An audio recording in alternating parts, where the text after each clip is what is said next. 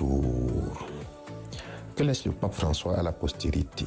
Le combat qu'il menait pour essuyer les taches des scandales sur l'Église catholique, d'ailleurs entamé par son prédécesseur Benoît XVI, sera-t-il poursuivi? Rien n'est moins sûr. Selon un documentaire de France 2 datant de 2016 qui relevait déjà les difficultés auxquelles il faisait face, encerclé par une curie romaine toute puissante. Bref retour une vingtaine d'années en arrière dans l'histoire de la papauté. Jean-Paul II, le 264e pape, s'éteint dans la nuit du 2 avril 2005 à l'âge de 84 ans. En 27 ans, d'après les observateurs, il laisse un héritage riche mais lourd de difficultés. Il a marqué l'histoire, mais à trop vouloir changer le monde, il a totalement délaissé les affaires internes de l'Église au profit de la curie romaine devenue toute puissante. Le cardinal Joseph Alois Ratzinger est nommé nouveau pape le 19 avril 2005, un ancien partisan de la réforme qui a rejoint le camp des conservateurs. Il prend le nom de Benoît XVI et doit faire face à de nouveaux défis à l'heure où l'Église doit rendre compte sur de nombreux scandales qu'elle n'a cessé d'ignorer durant le pontificat de Jean-Paul II.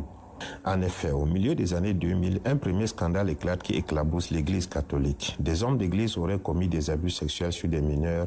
Des centaines de victimes se manifestent aux États-Unis. Mais l'institution aurait couvert ces agissements. En Irlande, en fin 2009, une commission d'enquête de la justice révèle que l'Église a étouffé de nombreuses affaires dans le diocèse de Dublin. Benoît XVI condamne les prêtres pédophiles et convoque les évêques irlandais pour qu'ils collaborent avec la justice civile.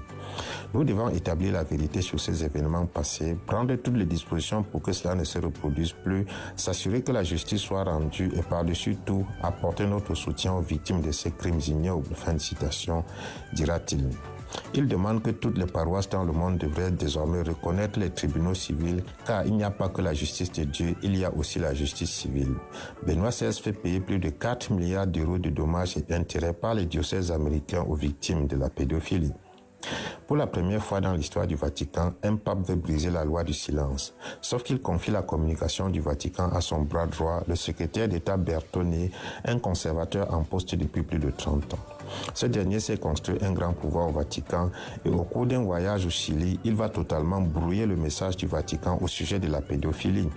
Il explique que de nombreuses études ont démontré qu'il n'y a pas de relation entre le célibat et la pédophilie et qu'il en existait entre l'homosexualité et la pédophilie. En créant l'amalgame entre homosexualité et pédophilie, il renvoie une image rétrograde de l'Église, effaçant ainsi tous les efforts entrepris par le pape pour régler les problèmes en interne.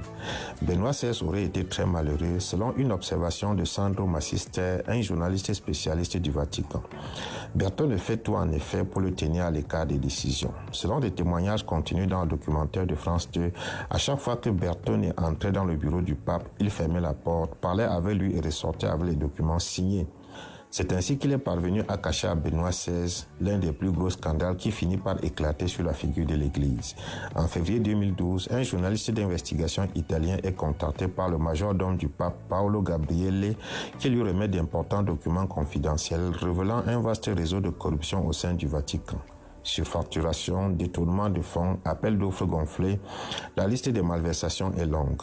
Les documents démontrent surtout que le secrétaire d'État Bertone lui-même, celui en qui Benoît XVI a placé toute sa confiance, est au sommet de ces scandales. Le dossier est accablant et d'après le majordome, le pape ne serait au courant de rien et qu'il a décidé de livrer ces documents pour mettre fin à l'omerta qui règne au Vatican. 3 mois après, le journaliste publie son enquête. Le scandale éclate et la presse le baptise Vatilix. Benoît XVI, qui découvre l'affaire par les médias, commandite une enquête en interne. Entre-temps, le majordome est interpellé, jugé et condamné à 18 mois de prison pour vol de documents avant d'être gracié par le pape. Le cardinal Bertone ne sera jamais inquiété, tout comme les autres membres de la curie impliqués. Puisqu'il ne peut les contraindre, Benoît XVI va trouver une solution extrême, disparaître et les faire disparaître avec lui. S'il démissionne, la curie sera recomposée. Sa décision est prise. La seule façon pour lui de sauver ce qui peut encore l'être, c'est de renoncer comme un président qui remet son mandat. Et il le fait, je cite. En toute liberté, je renonce au mystère d'évêque de Rome, successeur de Saint-Pierre, qui m'a été confié par les mains des cardinaux le 19 avril 2005. Fin de citation. Se prononce-t-il devant les évêques de Rome réunis le 11 février 2013. Au moment où il a dû choisir entre lui-même et le bien-être de l'Église, il a choisi de se mettre de côté et de sauver l'Église, sauver l'institution à laquelle il a consacré toute sa vie.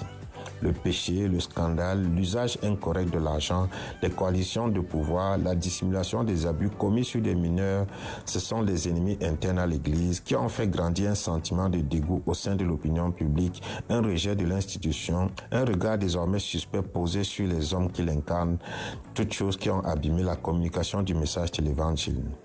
C'est de tout cela que va hériter George Mario Bergoglio comme 266e pape le 13 mars 2013.